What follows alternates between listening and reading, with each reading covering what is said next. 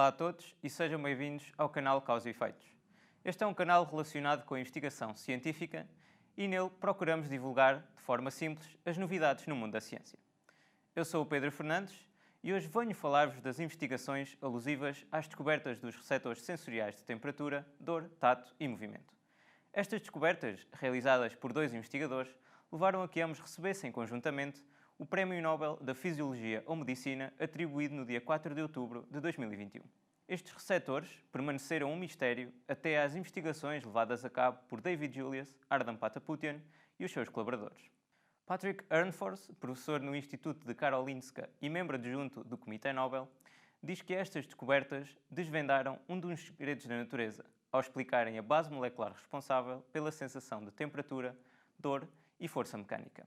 Por outras palavras, estas investigações explicam como é que os estímulos recebidos pelos nossos membros são transformados em sinais nervosos, que são depois enviados para o cérebro, fazendo com que nos consigamos adaptar a uma situação de dor causada pelo picante de uma malagueta, por exemplo.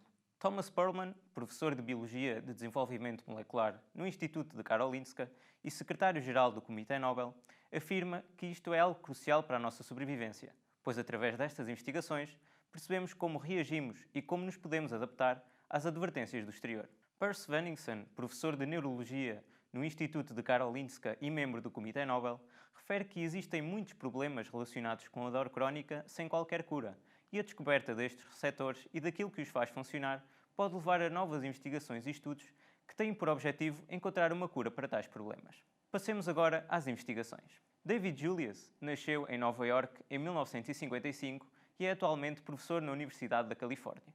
Focou-se maioritariamente no estudo dos receptores de calor através do uso da capsaicina, uma molécula presente nas malaguetas. Assumiu que um único gene seria o responsável pelo efeito que a capsaicina produzia no organismo, ou seja, o efeito de dor relacionado com a temperatura quente. Logo, fragmentou esse gene, na esperança de que uma das partes fosse o receptor de capsaicina. O seu processo era simples. Em cada um dos fragmentos, iria inserir capsaicina para verificar a sua reação. Após várias tentativas, acabou por identificar que o receptor é uma proteína que funciona como um canal iónico quando exposta a temperaturas quentes. Foi assim descoberto, em 1997, o receptor de calor, a proteína apelidada de TRPV1. Anos mais tarde, em 2002, David Julius e Ardem Pataputian levaram a cabo uma investigação independente focada na procura do receptor de frio. As suas pesquisas revelaram um canal iónico relacionado com o TRPV1, mas que em contrapartida reage ao mentol e a temperaturas frias, outra proteína, o TRPM8. Simultaneamente, foram descobertos outros canais iónicos sensíveis a temperaturas diferentes, que, atuando em conjunto, contribuem para a sensibilidade da temperatura, o TRPM3, o TRPA1 e o TRPM2.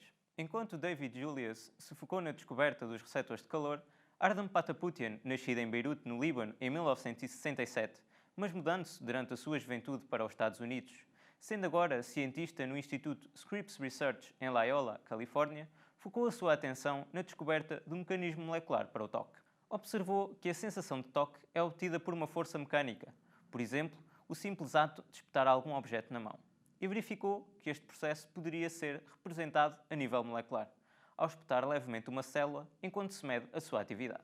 Ao utilizar este método, descobriu um canal mecanosensível e identificou 72 genes candidatos, sendo um deles o sensor ativado pela força mecânica. Para descobrir qual dos genes era o responsável, recorreu ao silenciamento genético, um processo no qual se retira um dos genes da célula e se mede a sua atividade.